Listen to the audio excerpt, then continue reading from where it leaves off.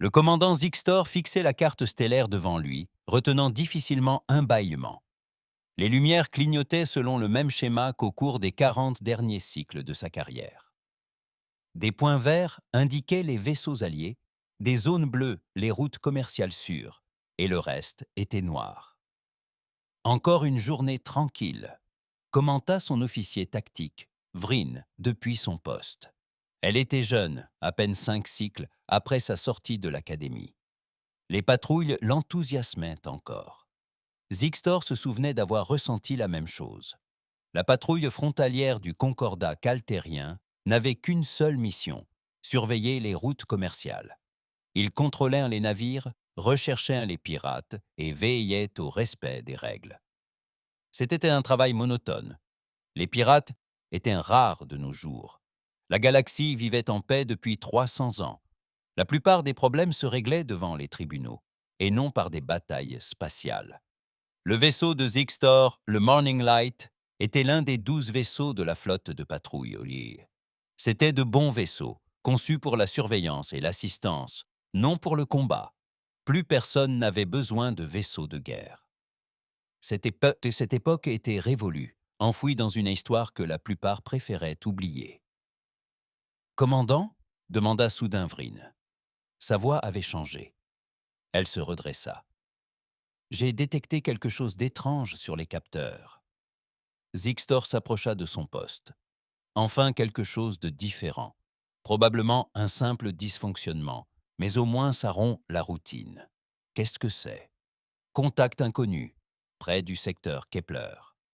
Les doigts de Vryn parcoururent ses commandes. Les relevés sont incohérents. Le secteur Kepler. Zixtor connaissait cette zone. Personne n'y allait.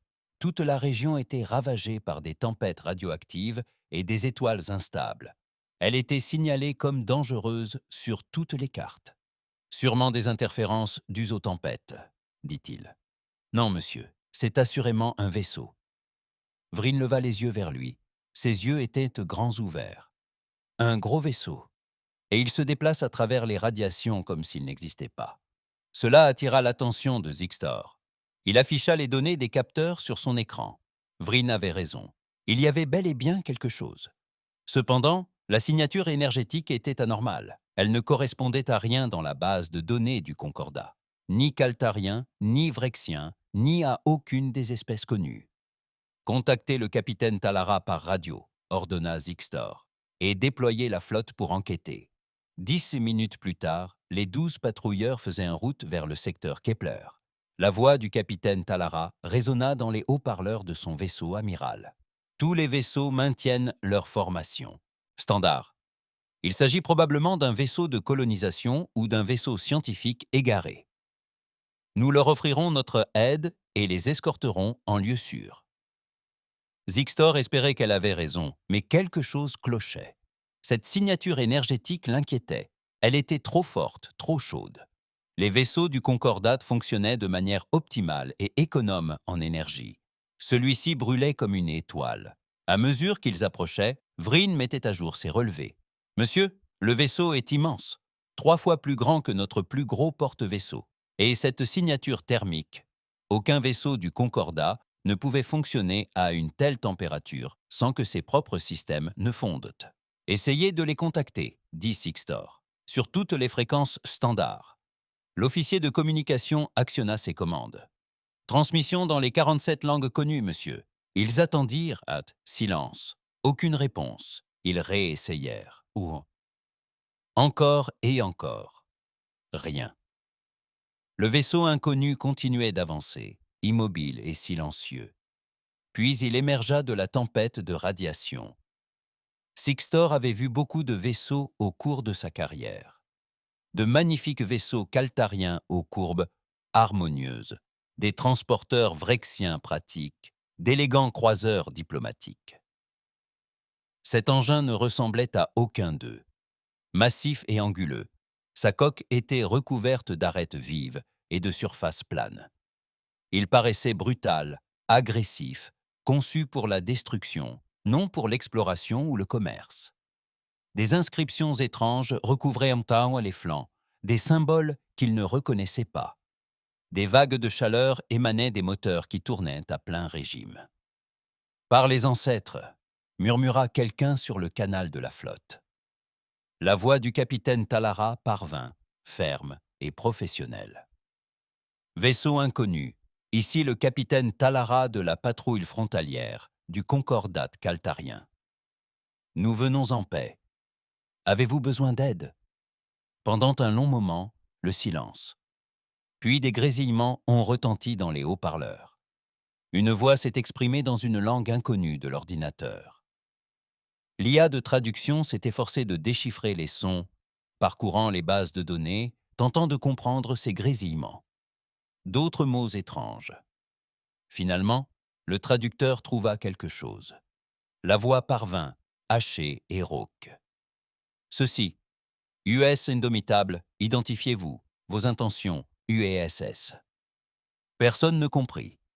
Et le ton de la voix était étrange, ni amical, ni soulagé, comme on pourrait s'y attendre d'un navire perdu. C'était froid, prudent, presque méfiant. « Nous sommes le Concordat caltérien, » répondit Talara. « Nous patrouillons cette région pour aider les voyageurs et maintenir la paix. »« Où se trouve le Concordat caltarien ?» demanda Talara. « Nous patrouillons cette région pour aider les voyageurs et maintenir la paix. D'où venez-vous ? Quelle est votre destination ?» Un autre silence. Lorsque la voix reprit, le traducteur fonctionnait mieux. « Nous venons de la Terre. Nous explorons. Qui êtes-vous ? Que voulez-vous ? La Terre. » Zixtor consulta la base de données. Aucune planète nommée Terre n'était répertoriée dans les archives du Concordat. Ces gens venaient d'un territoire totalement inconnu. Premier contact avec une espèce inconnue. C'était un événement majeur. « Nous ne voulons rien, » dit Talara avec précaution. « Nous vous offrons notre amitié et notre aide. Nous souhaitons vous inviter. Accepteriez-vous de nous accompagner jusqu'à la station diplomatique la plus proche ? Nous pourrons échanger des informations et vous accueillir comme il se doit dans cette région de l'espace. » Le grand vaisseau resta immobile dans l'espace, silencieux. Zixtor l'observait sur ses écrans. Les armes n'étaient pas désactivées. « Attendez, des armes ?» Il examina de plus près les relevés des capteurs. Ce vaisseau était bardé d'armes. Des sabords, des tubes lance-missiles, des réseaux d'armes énergétiques. C'était un vaisseau de guerre. Un vrai vaisseau de guerre, comme ceux décrits dans les archives historiques d'avant que la galaxie ne retrouve la paix. « Nous acceptons, » finit par dire la voix de l'indomptable. « Nous vous suivrons jusqu'à votre station, mais nous maintiendrons une posture défensive. Ne vous approchez pas à moins de 10 000 kilomètres, » approuva rapidement le capitaine Talara. Une posture défensive semblait judicieuse face à un vaisseau inconnu et lourdement armé. « Bien compris. Veuillez suivre notre balise de navigation. Le trajet durera 6 heures, » confirma le vaisseau humain. La flotte se forma autour du vaisseau, respectant la distance requise. Zixtor fixait l'imposant navire de guerre sur son écran. Quelque chose l'inquiétait. Ce n'était pas seulement l'armement ou la taille, mais de ça aussi sa façon de se mouvoir, précise, maîtrisée, comme celle d'un prédateur. « Monsieur » dit Vryn d'une voix calme, « j'ai analysé sa coque. Ce ne sont pas que des armes. C'est un blindage lourd, et leur bouclier. » Elle secoua la tête. Leurs boucliers fonctionnent à des niveaux de puissance impossibles. Quelle espèce construit des vaisseaux pareils ? Zixtor n'avait pas de réponse. La galaxie était en paix depuis si longtemps. Plus personne ne construisait de véritables vaisseaux de guerre. Personne n'en avait besoin. Mais ces humains, ces terriens, ils avaient bâti ce monstre. Pourquoi ?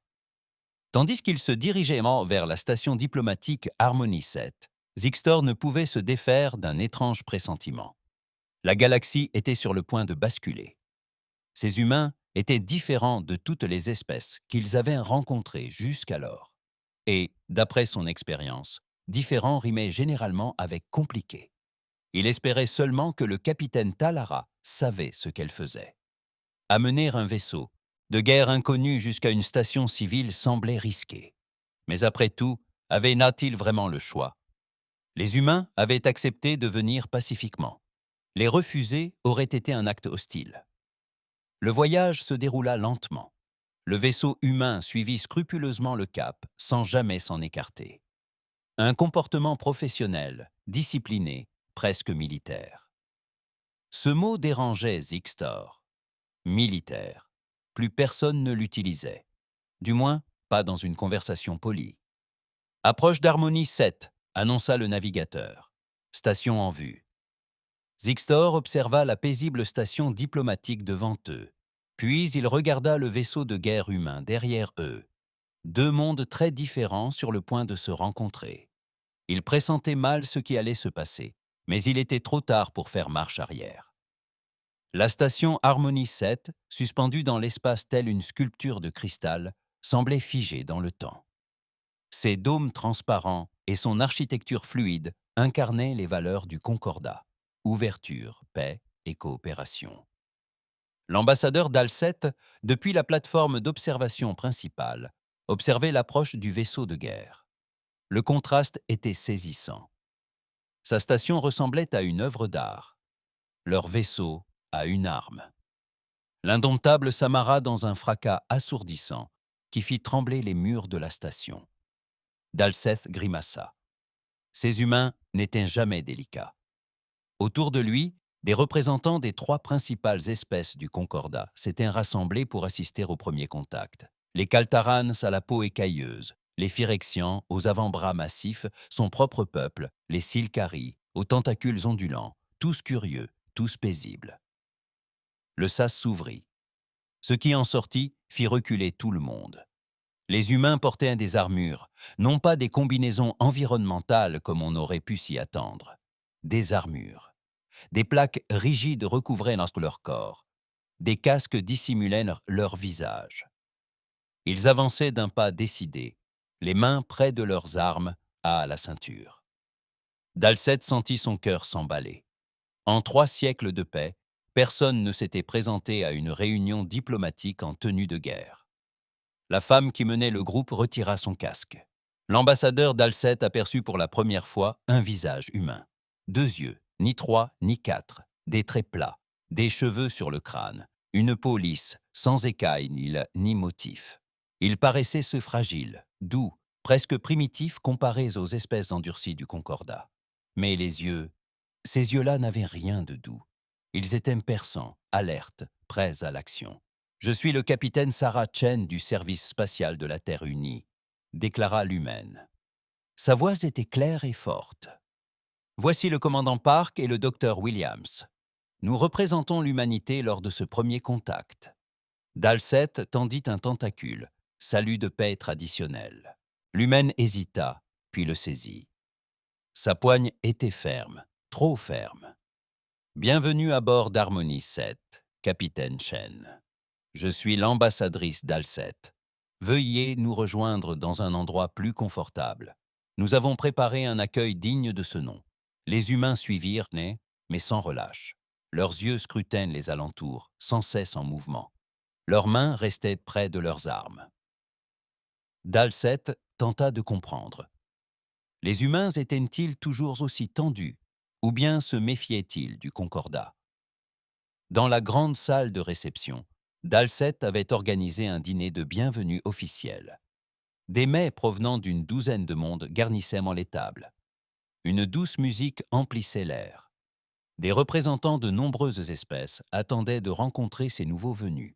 C'était toujours ainsi que se déroulaient les premiers contacts, pacifiques, civilisés et amicaux. Les humains entrèrent et se dispersèrent aussitôt. Le capitaine Chen se plaça d'un côté, le commandant Park de l'autre, et le docteur Williams resta au centre. Ils établissaient des positions défensives. Lors d'un dîner, au milieu, ils se mettaient en position défensive. Lors d'un dîner. « Asseyez-vous, je vous prie », dit Dalcette en désignant les coussins disposés autour des tables basses. « Nous avons beaucoup à discuter. Parlez-nous de la Terre. D'où venez-vous? Depuis combien de temps voyagez-vous dans l'espace ?» Le capitaine Chen resta debout.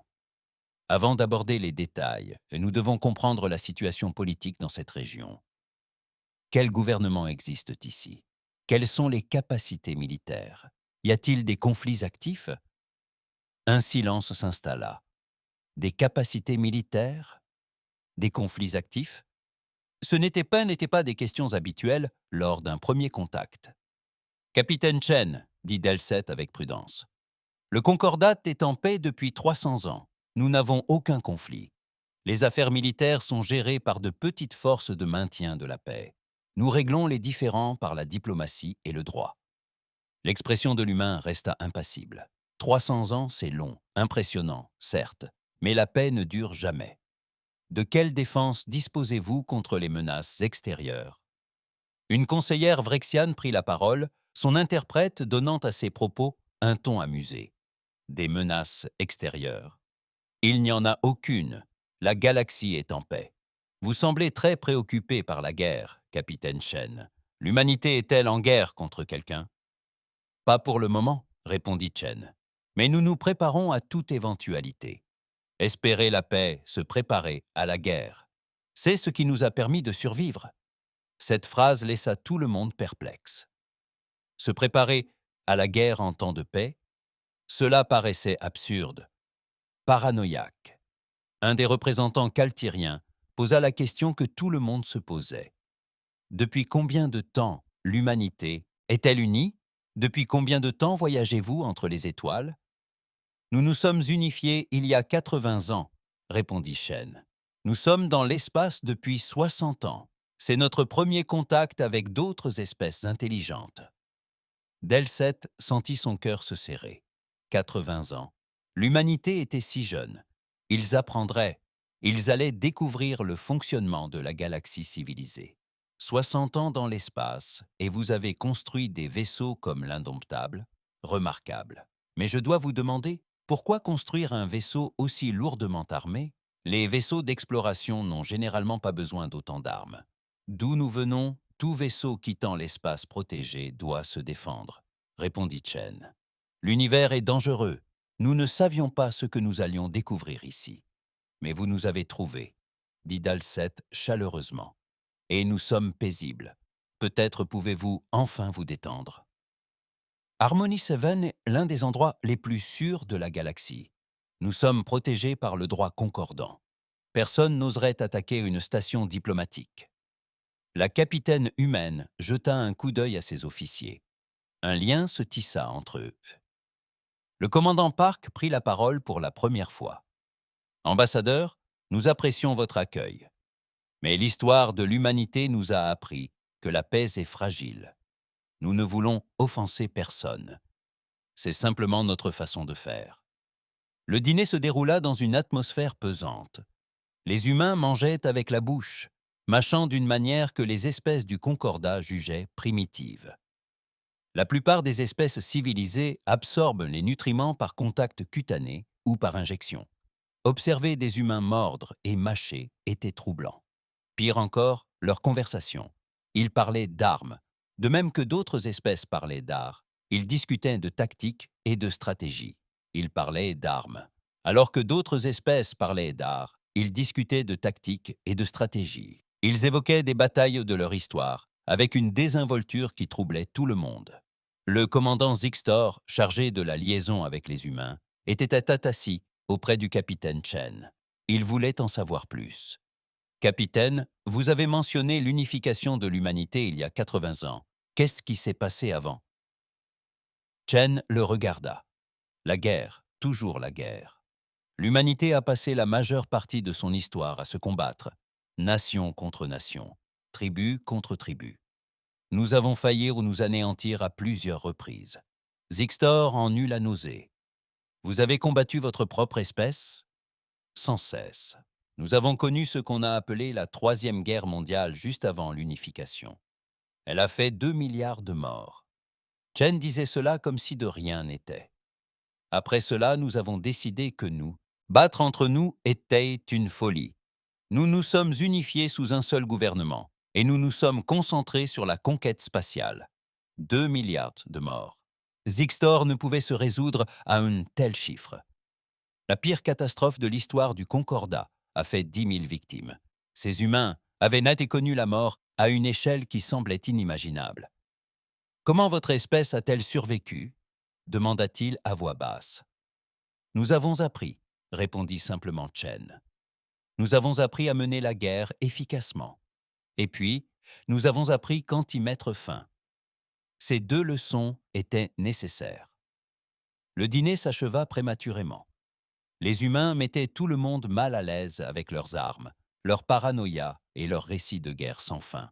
L'ambassadeur d'Alcette leur proposa de loger sur la station. Chen refusa. Ils dormiraient à bord de leur vaisseau. Encore de la paranoïa. Tandis que les humains s'éloignaient, Dalcette s'entretint avec le capitaine Talara. « Qu'en pensez-vous » demanda-t-il. « Je pense qu'ils sont très jeunes et très effrayés » répondit Talara. « Ils apprendront. Donnez-leur du temps. Ils verront comment fonctionne la galaxie, à quel point nous sommes paisibles. Ils déposeront les armes et se joindront à nous. » Mais Xtor, qui avait écouté les récits de Chen, n'en était pas certain. Les humains ne semblaient pas être une espèce prête à déposer les armes. Ils semblaient plutôt avoir compris quelque chose que le Concordat avait oublié. Que cette paix ne durait que parce que personne ne l'avait mise à l'épreuve depuis longtemps. Il contempla l'imposante silhouette sombre et menaçante se détachant sur les étoiles. Une alerte retentit dans toute la station. Signaux d'urgence. Quelque chose pénétrait dans le secteur. Plusieurs vaisseaux. Configuration inconnue. Ils arrivaient rapidement. Sur les capteurs, 20 nouveaux contacts apparurent. De gros vaisseaux. Et ils n'étaient pas amicaux. Les Krylotes étaient arrivés. Les alarmes hurlèrent dans toute la station Harmonie 7. Des lumières rouges clignotaient dans tous les couloirs. La panique régnait, chacun courant dans tous les sens, sans savoir où aller ni quoi faire. Le Concordat n'avait jamais été préparé à ce genre d'urgence. Pourquoi l'aurait-il été? Rien de grave ne s'était produit depuis 300 ans. L'ambassadeur d'Alcette, figé dans le centre de commandement, fixait les écrans des capteurs. 20 vaisseaux. 20 immenses vaisseaux de guerre encerclaient la station. Ils ne ressemblaient pas à des vaisseaux du Concordat. Ils semblaient organiques, comme s'ils avaient été poussés plutôt que d'être construits. Sombres et tortueux, ils étaient couverts d'étranges protubérances qui pouvaient être des armes, ou pire encore. « Qu'est-ce que c'est » demanda quelqu'un.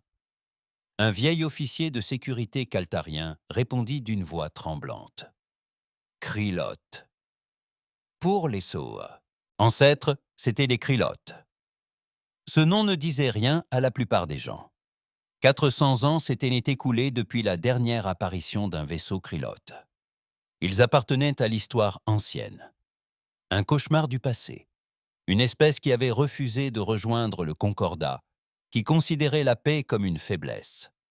Ils avaient disparu dans l'espace inconnu il y a des siècles. Tous les croyaient disparus. Ils étaient toujours là. « Appelez-les » ordonna Dalcette. Ses tentacules frémissaient. « Ouvrez les communications, engagez la négociation. » L'officier de communication tenta. Rien. L'officier de communication tenta. Rien.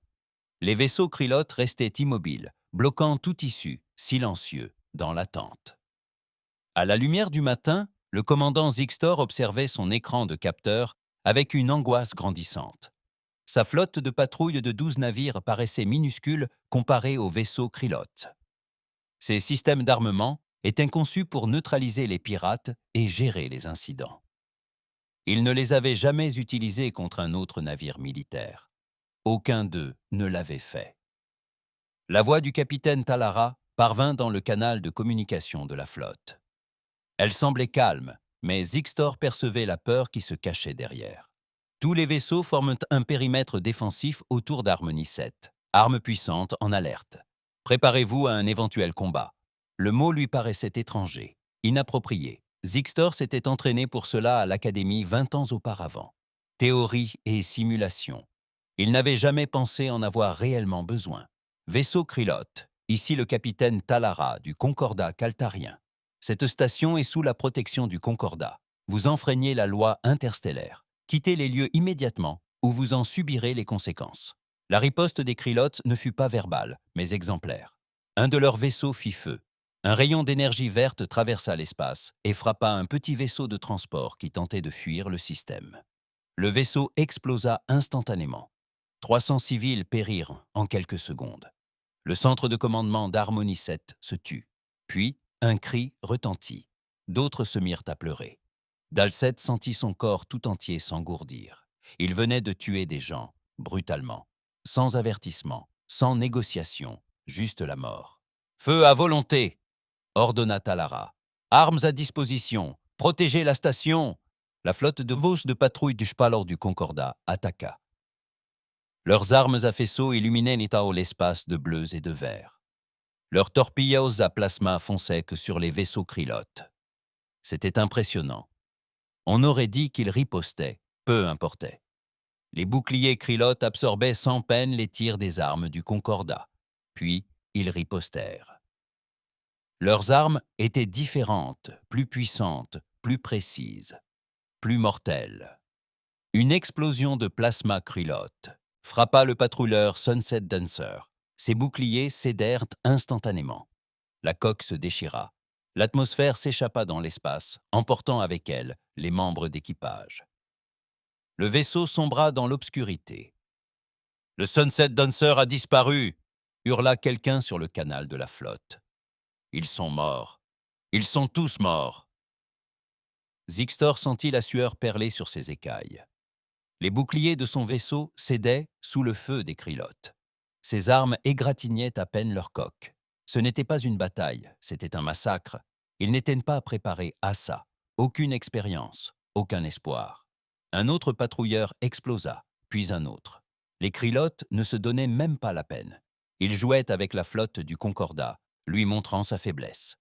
Quelle impuissance! Sur Harmonie 7, le bouclier de la station commençait à faiblir. Les Krylotes la prenaient désormais pour cible. Des milliers de civils se réfugiaient dans des abris qui ne leur offraient aucune protection. Dalset cherchait désespérément une solution, n'importe laquelle, mais en vain. Aucun militaire à appeler, aucun renfort en route. La flotte de combat du Concordat la plus proche était à 3 jours de marche, et elle n'était probablement guère plus performante que cette patrouille. Le Concordat avait oublié comment combattre, et il en payait maintenant le prix. Le vaisseau de Sixtor trembla sous l'effet d'une nouvelle explosion. Des panneaux volèrent en éclats autour de lui. Un incendie se déclara en 3 sections. Son officier tactique, Vryn, saignait d'une blessure à la tête, mais restait à son poste. « Bouclier à 15%, rapporta-t-elle. « Armes hors service. Brèche dans la coque sur les ponts 2 et 3. Ordre d'évacuation ?» demanda son second. Zixtor jeta un coup d'œil aux commandes de la capsule de sauvetage. Il pouvait tenter s'enfuir. Mais où irait-il? Les Krylotes les traqueraient. Et même s'ils parvenaient à s'échapper, tous les occupants de la station périraient. Les Krylotes les traqueraient sans relâche. 3000 personnes, des scientifiques, des diplomates, des marchands, des familles. « Non, dit Zixtor. Nous restons, nous combattons aussi longtemps que possible. » C'était un choix courageux. Mais aussi vain. Ses armes étaient hors service. Son vaisseau était en train de mourir. Il était en train de mourir. Et il ne pouvait rien y faire. À bord de la station, l'ambassadeur Dalset rédigea un dernier message au Conseil du Concordat. Il y décrivait la situation. L'attaque, le massacre, la fin de 3 siècles de paix. Il espérait que quelqu'un s'en souviendrait, en tirerait des leçons et se préparerait mieux que les autres. Il appuya sur le bouton d'envoi juste au moment où le générateur de bouclier principal de la station explosa. Les Krylotes préparaient les capsules d'abordage. Ils n'allaient pas se contenter de détruire la station. Ils allaient s'en emparer, ramener tout le monde à l'intérieur, leur faire subir des choses que les anciens documents ne faisaient qu'évoquer. Puis quelque chose changea. « Nouveau contact !» cria Vryn depuis sa station en ruine. « C'est l'indomptable !» Le vaisseau humain se met en mouvement. Zixtor activa ce qui restait de ses capteurs. Le vaisseau de guerre humain était resté immobile depuis le début de l'attaque. Il supposa qu'il fuyait. Sage décision. Pourquoi se battrait-on-ils pour des inconnus? Mais il ne fuyait pas. L'indomptable accélérait, droit sur la flotte Krylote. Un vaisseau, 20 ennemis. C'était du suicide. La voix du capitaine Chen résonna sur toutes les fréquences. Vaisseau du Concordat, repliez-vous sur la station. Protégez les civils. Nous nous occupons des Krylotes. S'en occuper? Était-elle folle? Le capitaine Talara le pensait. Vaisseau humain, vous ne pouvez pas affronter cette flotte seule. Repliez-vous, sauvez-vous. La réponse de Chen fut brève. Avec tout mon respect, capitaine, c'est notre métier. Indomitable, terminé. Le vaisseau de guerre humain accéléra à une vitesse surhumaine. La puissance de feu aurait dû anéantir l'équipage. Mais le vaisseau continua d'accélérer, fonçant sur la flotte Krylote à une vitesse telle que les vaisseaux du Concordat semblaient immobiles. Des vaisseaux plus petits décollèrent de l'indomitable, des dizaines. De minuscules vaisseaux d'attaque qui volaient comme des insectes enragés. Les capteurs endommagés du Zixtor peinaient à les détecter. Amusés par cette nouvelle cible, les Krylotes tournèrent leurs armes vers le vaisseau humain. Les 20 vaisseaux concentrèrent leurs tirs sur l'indomptable, une puissance de feu suffisante pour détruire une petite lune. De quoi vaporiser instantanément n'importe quel vaisseau du Concordat. Les boucliers humains s'illuminèrent d'un bleu éclatant. Ils tinrent bon, impossible. Aucun bouclier ne pouvait encaisser autant de dégâts. Puis, les humains ouvrirent le feu. Zixtor avait vu des armes du Concordat, des rayons et des torpilles. Des armes à énergie qui nécessitaient du temps pour se charger et se recharger. Des armes civilisées conçues pour neutraliser et non détruire. Les armes humaines, elles, n'avaient rien de civilisé. Des projectiles solides jaillissaient de l'indomptable à des vitesses que ses capteurs ne pouvaient en croire. Ils frappaient les vaisseaux Krylotes comme des marteaux de l'enfer. Des centaines de missiles jaillissaient, chacun traquant sa cible grâce à une intelligence artificielle. Les batteries laser tiraient sans relâche, transperçant le blindage Krylote comme s'il était invisible. Un croiseur lourd Krylote fut touché de plein fouet. Le vaisseau n'explosa pas simplement. Il se désintégra en morceaux, son noyau explosant comme une petite étoile. Les Krylotes cessèrent de rire. Ils commencèrent à mourir, et le vaisseau humain n'en était qu'à ses balbutiements. Commandant Zixtor avait vu des simulations de batailles antiques, des archives historiques des anciennes guerres, d'avant le Concordat. Il pensait comprendre le combat. Il se trompait. Ce que faisaient les humains n'était pas du combat. C'était de l'art. Un art terrible, magnifique, mortel. L'indomptable ne se contentait pas de combattre. Il dansait. L'immense vaisseau de guerre ondulait dans l'espace selon des trajectoires qui auraient dû le déchirer. Il plongeait entre les vaisseaux Krylotes, ses armes crépitant de toutes parts. Chaque mouvement était précis, calculé, comme si le vaisseau savait exactement où se trouvait chaque ennemi et comment le frapper. Les chasseurs humains étaient encore pires. Ils se mouvaient comme des êtres vivants. Ils fonçaient, zigzaguaient, attaquaient en essaim coordonné. Un groupe de 5 chasseurs frappait un vaisseau Krylote simultanément sous différents angles. Un autre groupe neutralisait les systèmes d'armement, tandis qu'un troisième détruisait les moteurs. Leur coordination était d'une précision chirurgicale. « Comment font-ils » demanda Brin depuis son poste endommagé. « Les forces en présence ?» L'équipage aurait dû périr sous l'effet de l'accélération. Zixtor observait ses capteurs. Elle avait raison. L'indomptable effectuait des manœuvres générant des forces auxquelles aucun équipage organique ne pourrait survivre.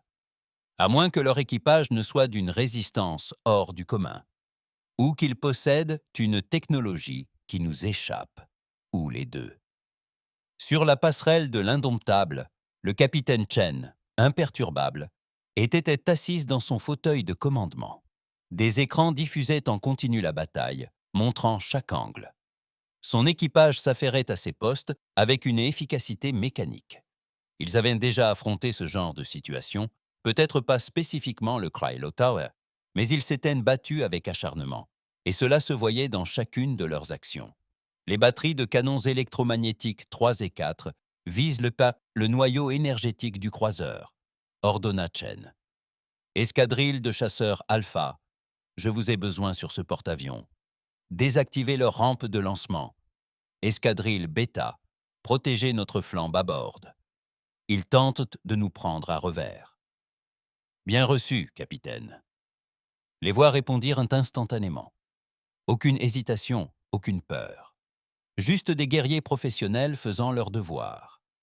Les canons électromagnétiques firent feu. Les projectiles en tungstène, accélérés à 3% de la vitesse de la lumière, atteignirent le croiseur Krillot exactement à l'endroit indiqué par Chen. Le noyau énergétique du vaisseau explosa, emportant la moitié du navire. Les débris furent dispersés dans l'espace. Une arme Krillot frappa les boucliers, indomptables. Ils vacillèrent, mais tinrent bon. Les générateurs de boucliers chauffèrent s'adaptant en temps réel aux armes ennemies. Les ingénieurs humains avaient appris depuis longtemps que les défenses statiques étaient inefficaces. Tout devait s'adapter. Tout devait évoluer au cours du combat. Force du bouclier à 70%, rapporta l'officier tactique, ajustant la fréquence pour compenser les tirs ennemis. Modulation du bouclier toutes les 15 secondes, ordonna Chen. Ne leur laissez pas trouver de schéma. Les Krillot essayaient. C'étaient de bons combattants, dotés de vaisseaux puissants, mais ils se battaient comme une espèce, n'ayant pas connu de véritable opposition depuis des siècles.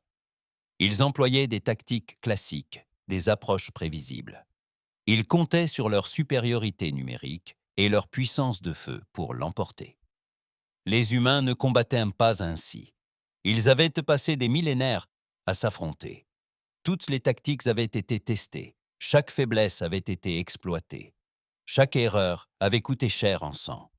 Les guerres de l'humanité avaient été de brutales leçons, et les humains en avaient tiré des enseignements précieux.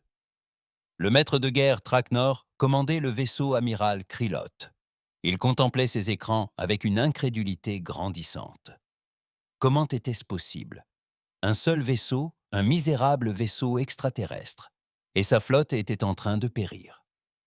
5 de ces vaisseaux étaient en détruits. 3 autres étaient hors de combat et dérivaient.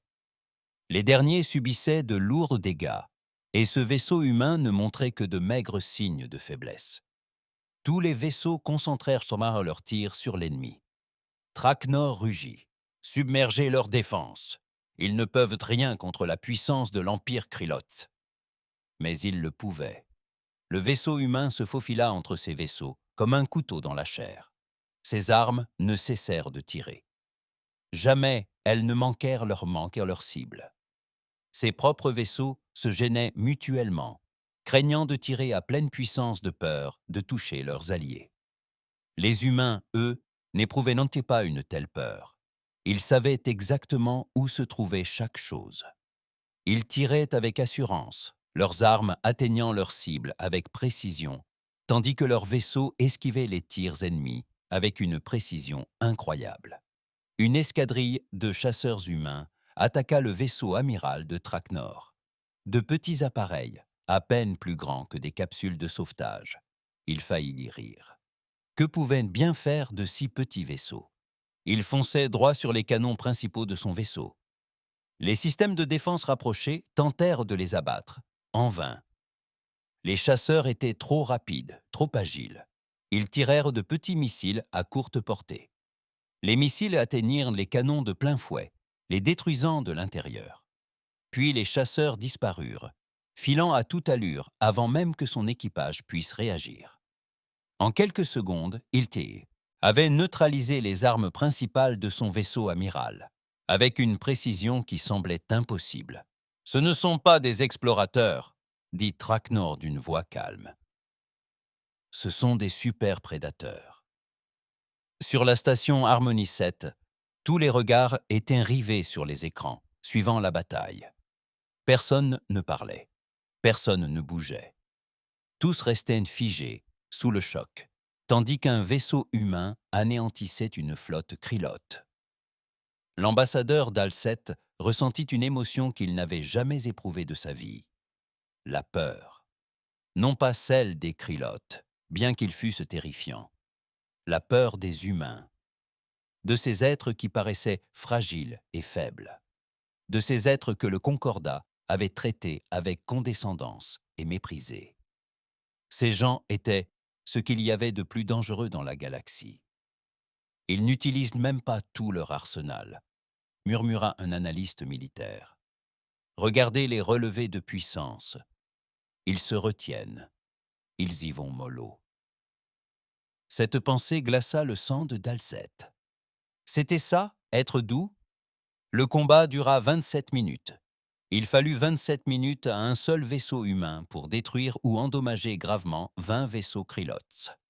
Les vaisseaux Krylots restants tentèrent de battre en retraite. Les chasseurs humains les poursuivirent, non pas pour les détruire, comprit Dalset, mais pour s'assurer qu'ils continuent leur fuite, pour s'assurer qu'ils répandent la nouvelle de ce qui s'était passé. Le dernier vaisseau Krylot, le vaisseau amiral endommagé du maître de guerre Traknor, envoya une ultime transmission. Les mots étaient en Krylot, mais l'émotion était palpable, même à travers l'interprète. La terreur, pure, absolue. Puis, le vaisseau passa en hyperespace et disparut. La bataille était terminée. L'indomptable s'immobilisa. Il resta suspendu dans l'espace, entouré de débris. Sa coque portait les stigmates des impacts d'armes, mais elle était intacte, fonctionnelle. Des impacts d'armes l'avaient endommagé, mais il était intact, fonctionnel et prêt à reprendre le combat si nécessaire. Les combattants humains regagnèrent leur vaisseau, atterrissant avec la même précision qu'au combat. Tout ce que les humains faisaient était précis, efficace et professionnel. La voix du capitaine Chen résonna dans les haut-parleurs de la station.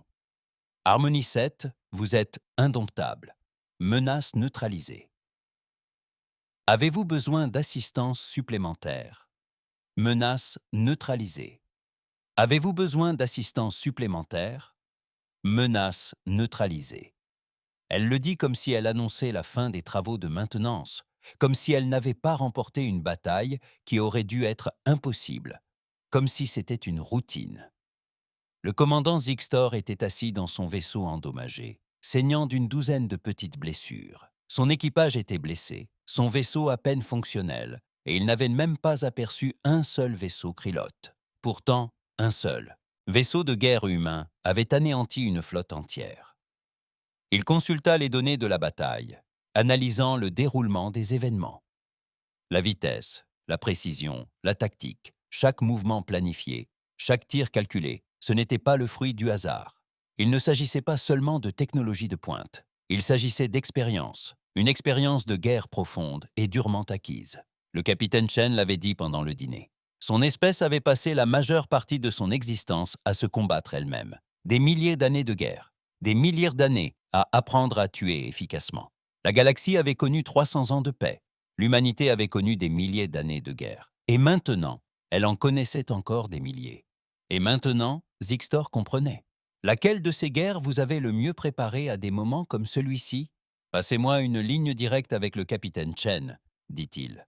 Sur ce qui restait de son système de communication. Je dois savoir comment ils ont fait. Je dois comprendre. Parce que la galaxie entière devait comprendre. Les Krylotes étaient toujours là. Et s'il existait d'autres menaces de ce genre, le Concordat devait apprendre de la seule espèce capable de les affronter.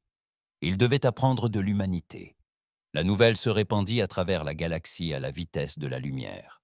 Plus vite encore, même. Les réseaux de communication furent submergés par cette histoire incroyable. Un vaisseau de guerre humain, 20 vaisseaux Krylotes, victoire totale pour l'humanité. Personne n'y croyait. N'y croyait au début. Puis les données sont arrivées. Enregistrement des capteurs d'une douzaine de vaisseaux du Concordat. Vidéo de la station Harmonie 7. La preuve était irréfutable. L'humanité venait de se révéler à la galaxie de la manière la plus spectaculaire qui soit. Sur la planète mère du Conseil du Concordat, la session d'urgence dura 16 heures. Les membres du Conseil visionnèrent l'enregistrement de la bataille en boucle. Certains étaient terrifiés, d'autres exaltés. Tous savaient que tout avait basculé. « Nous devons nous allier immédiatement à l'humanité », affirma un conseiller. « Mieux vaut les avoir comme amis que comme ennemis. »« Nous devons être prudents », rétorqua un autre. « Ils sont trop violents, trop à l'aise avec la guerre. Ils pourraient déstabiliser tout le Concordat. » « Déstabiliser ?» demanda un troisième. Les Krilotes ont failli détruire l'une de nos stations. Notre flotte de patrouille était inutile. Nous avons besoin de l'aide de l'humanité, qu'on le veuille ou non. Le débat se poursuivait.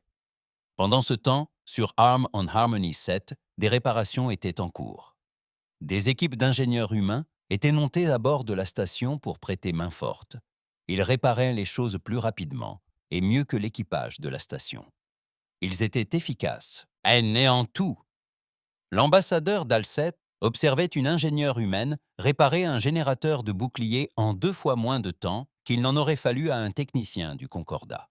L'humaine fredonnait un air en travaillant, d'un air nonchalant et détendu, comme si la bataille d'hier n'avait jamais eu lieu, comme si elle n'avait pas survécu au combat le plus violent de ces 300 dernières années. « Comment faites-vous » lui demanda Dalcet. L'ingénieur leva les yeux, perplexe. « Faire quoi, monsieur ? Rester aussi calme, après la bataille, après toutes ces morts. Vous travaillez comme si de rien n'était, » répondit-elle en haussant les épaules. « C'est un jour comme les autres. Maintenant, le combat est terminé. Nous avons gagné. Les gens ont besoin d'aide. Alors nous les aidons. Impossible de changer le passé. Alors concentrons-nous sur ce que nous pouvons faire maintenant. » Cette attitude semblait résumer la situation. Humanité, pragmatisme, vision d'avenir. Ne pas s'attarder sur la violence qu'il venait mat de commettre, car il y avait du travail à faire. Commandant. Zixtor obtint son rendez-vous avec le capitaine Chen. Ils s'installèrent dans une salle de conférence silencieuse de la station. Ils étaient seuls tous les deux. Zixtor avait besoin de réponses. « Comment » demanda-t-il simplement. « Comment avez-vous fait » Chen le fixa longuement avant de répondre. L'humanité a passé la majeure partie de son existence à se combattre elle-même. Nous avons connu des milliers de guerres, grandes, petites, des guerres qui ont fait des millions de morts. Nous avons développé des armes, des tactiques, des stratégies. Nous avons appris à combattre efficacement, car sinon, nous mourions. Mais vous êtes en paix maintenant, dit Zixtor. Vous vous êtes unis. Vous avez cessé de vous battre. Nous avons cessé de nous battre, acquiesça Chen. Mais nous n'avons pas oublié comment combattre. Nous avons simplement réorienté nos actions. Au lieu d'utiliser nos compétences les uns contre les autres, nous nous sommes préparés à nous défendre contre tout ce que nous pourrions rencontrer dans l'espace. L'indomptable n'est même pas votre meilleur vaisseau, dit Zixtor. Il tenait cette information de l'équipage humain. Vous avez des vaisseaux plus puissants, des armes plus sophistiquées. Pourquoi ? Parce que l'univers est dangereux, répondit Chen. Peut-être sommes-nous paranoïaques, peut-être notre histoire nous a-t-elle rendus trop prudents. Mais lorsque les Krilotes sont apparus, notre paranoïa s'est avérée judicieuse. Nous étions prêts. Le Concordat, lui, ne l'était pas. C'était douloureux, car c'était la vérité. Le Concordat s'était ramolli, s'était installé dans une routine confortable. Il pensait que la paix durerait éternellement. Il se trompait. « Que voulez-vous de nous » demanda Zixtor. « Le Conseil est réuni. Il vous proposera une alliance, un échange de technologies, tout ce dont vous avez besoin. » Que veulent les humains ? Chen esquissa un sourire. « Des informations. Nous voulons savoir ce qui se cache ailleurs. Quelles autres menaces existent ? Les Krilotes ne peuvent pas être la seule espèce dangereuse de la galaxie. Nous avons besoin d'évaluation des menaces, des capacités militaires de toutes les factions connues et de cartes stratégiques. Vous voulez des rapports de renseignement, a déclaré Zixtor. Vous voulez savoir à quoi vous pourriez être confronté. Le savoir, c'est la survie, a ajouté Chen. Nous ne voulons conquérir personne. Nous ne voulons pas dominer la galaxie. Mais nous devons savoir ce qui se trouve là-bas afin de nous protéger. Et peut-être aussi de protéger les autres. La délégation officielle du Concordat arriva le lendemain. 5 ambassadeurs et un conseiller militaire. Ils proposèrent à l'humanité d'adhérer au Concordat. Ils exigeaient un accès total à leur technologie et un traité de défense formel. En échange, ils réclamaient la protection militaire humaine et l'accès aux armes humaines. La réponse humaine les surprit une fois de plus. Nous allons examiner votre offre, déclara l'ambassadeur humain. Mais nous avons besoin de temps. Nous devons faire rapport à la Terre et obtenir son autorisation. Nous ne pouvons pas prendre ces décisions seuls. Le Concordat n'avait pas l'habitude qu'on lui demande d'attendre. La plupart des espèces ont saisi l'opportunité de se joindre à nous, mais les humains étaient différents. Indépendants, ils se méfiaient facilement. À travers la galaxie, d'autres espèces ont appris la nouvelle et ont réagi chacune à leur manière. L'Empire Vrexian a immédiatement dépêché une ambassade pour entrer en contact avec l'humanité. Le collectif Selkari a commencé à moderniser ses systèmes de défense. Inquiets à l'idée que la réapparition des Krylotes puisse engendrer d'autres menaces ancestrales, des espèces plus petites envoyèrent des messages d'amitié et des demandes de protection. Certaines proposèrent des ressources en échange de leur défense. D'autres souhaitaient simplement en savoir plus sur ces guerriers extraordinaires, surgis de nulle part. Le message des Krylotes parvint à leur empire. L'avertissement du maître de guerre Traknor se répandit comme une traînée de poudre. Une nouvelle espèce, puissante et dangereuse, n'engageait pas le combat. Les Krylotes, qui avaient terrorisé la galaxie des siècles auparavant, battirent en temps retraite et se replièrent au cœur de l'espace inconnu. Un seul vaisseau humain avait bouleversé l'équilibre stratégique de toute la galaxie. À bord de l'Harmonie 7, alors que l'Indomptable s'apprêtait à partir, l'ambassadeur d'Alset rencontra une dernière fois le capitaine Chen.